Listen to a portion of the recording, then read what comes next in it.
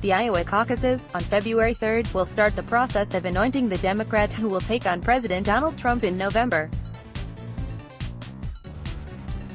A vestige of old-style organizing in an age when most political action has moved online, Iowa's caucuses can seem obscure and anachronistic to outsiders. Some changes this year in response to long-running criticism of Iowa's importance and procedures might make things even more complicated. 1. What's meant by a caucus? The state-by-state contests that the Democratic and Republican parties rely on to choose their presidential candidates come in two varieties: a primary election, in which voters select their preferences on ballots in private, or a caucus, where voting is public and participatory. Caucuses were once the norm, requiring more time and effort than merely casting a vote in a polling place. A decades-long movement toward greater participation has made them an endangered species. On the Democratic side, only Iowa and 3 other states, Nevada, North Dakota and Wyoming, will hold caucuses rather than primaries this year. And Republicans have canceled caucuses in many states as part of an effort to clear Trump's path to renomination. Point 2. How does a caucus work? At 7 p.m. Central Time on Feb. 3, Iowans in 1,683 precincts will convene in schools, libraries, church basements and private homes to register their preferences for president. Republican caucuses will be relatively straightforward, confirming Trump as their party's candidate. For Democrats, the process is more complicated. After some introductory business, participants physically divide themselves, Westminster-style, into groups according to their candidate preferences. The process can be chaotic, with precinct captains using all manner of persuasion, up and including baked goods, to win over supporters. Some participants might even form an uncommitted caucus as a protest or out of indecision, inviting entreaties from candidate groups. Point 3. So that's it? That initial division is called the first allocation, and it determines which candidates are viable.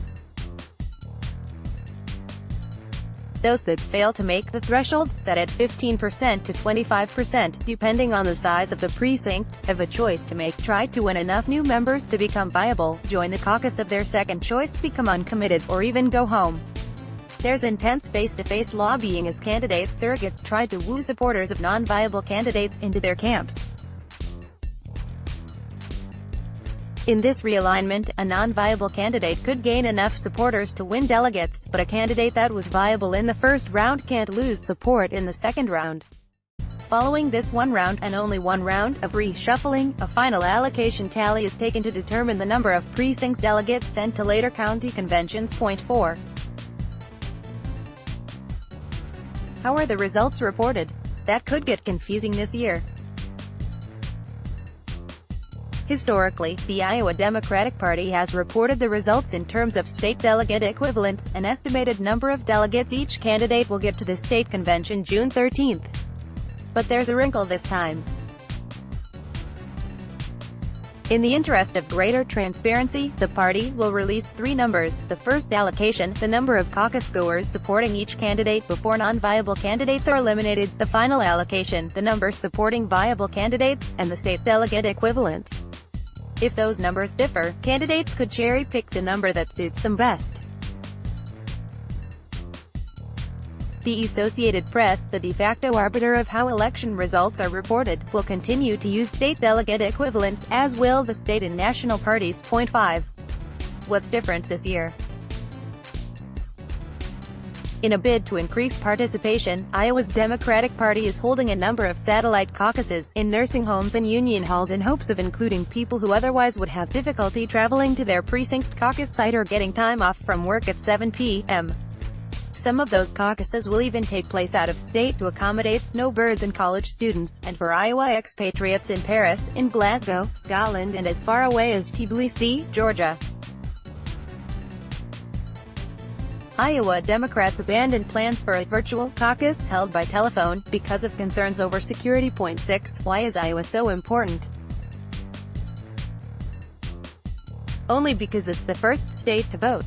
It's not because Iowa is a representative cross-section of America, about 90% of the population is white. It's not because of its voting strength. Iowa will send just 49 of the 4,746 delegates to the National Convention.